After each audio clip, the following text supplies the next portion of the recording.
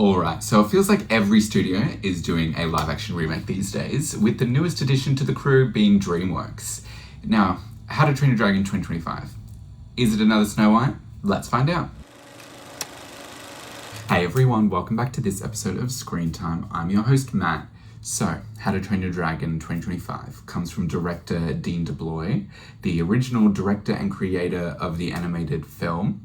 It is surprisingly well put together. It doesn't, rock the boat too much, but it does add its own flair to make it seem new and fresh. It is surprising seeing a animation director transition so successfully into the live action landscape. We've seen other animation directors attempt the transition, but, prevail. The visuals are very strong, to the point where there was a lot of, scenes, very beautiful sequences where I was like, where was this filmed? Like, it was very stunning. It was filmed in Belfast, Ireland, which makes sense. That is a very beautiful place.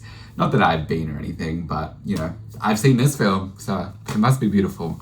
But yeah, very beautiful kind of shots and sequences. The location scout needs a promotion. She needs a round of applause, and yeah, a lot of the cinematography was also really pretty with, the sunsets and sunrises and stuff like that.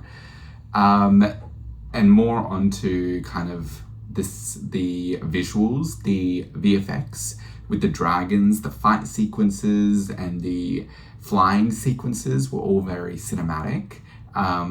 They felt real in a lot of the sequences. It was really only in the close-up where some of the kids were interacting with the dragons where it did kind of miss a little bit for me, but it wasn't very noticeable to the naked eye. Speaking of dragons, this film would not have worked without the main relationship working, that being Toothless and Hiccup.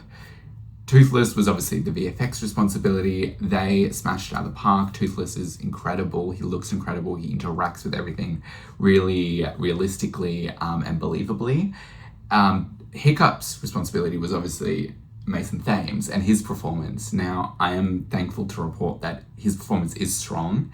He doesn't mimic the original or copy or just, do a caricature of the original performance, but he, takes it as inspiration and makes it his own. A lot of the characteristics of the original Hiccup wasn't going to translate well into a live action film. He's very kind of stilted and rigid, and a lot of it is cartoonish.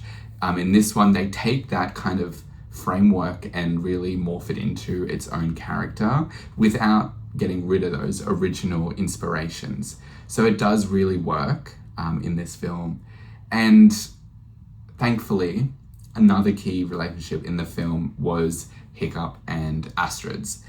Now, Astrid is played by Nico Parker, and her character isn't changed quite a lot, but there's key moments in the film that alter her character very drastically. And it was shocking how drastically a little thing can take someone in the film.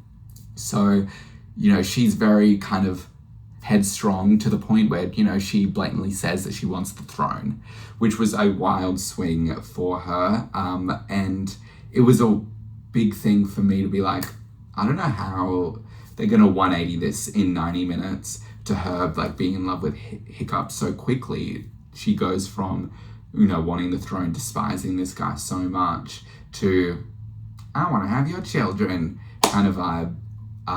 So yeah, but it works. Surprisingly, it works pretty well. They flip it around very organically throughout the film. I would say that there probably needed one more sequence where Astrid was on the fence about Hiccup, because it does go from hating, like on the fence for one scene, and then an ally.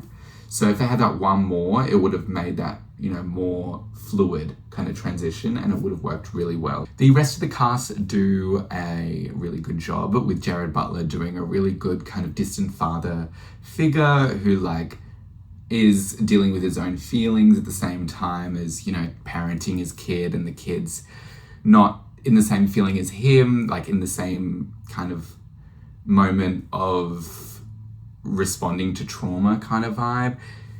It's not very deep, and it doesn't take it all the way that, you know, a more adult film could have. It's very surface level. It's a kid's film. Not saying that kids' films can't be, you know, more intense, but it's just not where this film was needing to go. But where they did go with it was very strong. Jared Butler did do a really good job in that kind of performance, and a lot of the other standouts were like Julian and Nick Frost, and a lot of the other kids, the two twins.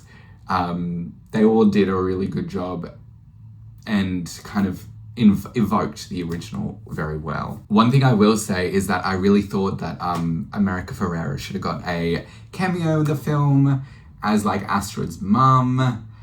Like, they've done that so many times in all these other live action remakes. Why didn't America Ferrera get a part? Do we hate America Ferrera?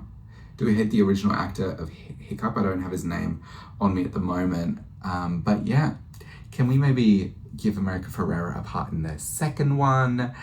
She needs to be in there. She needs to be earning that money because she deserves a role. While Snow White took the original and changed it to a point where it was unrecognizable, thankfully How to Train Your Dragon didn't. It's a faithful adaptation that edits it a bit, but not to the point where it's a completely different film. And it's a really enjoyable watch. Now, did we need it? Is it necessary to be a live action remake? No. But these live action remakes are going to happen no matter if we like them or not. And I'm just grateful that this one's actually a good one. So I rated it 3.5 out of 5 stars on Letterboxd. Go follow me down below. And yeah, those are my thoughts. What did you think of this new live action remake? Let me know down in the comments below. Like, subscribe, do all those good things, and I'll see you in the next one. Bye, guys.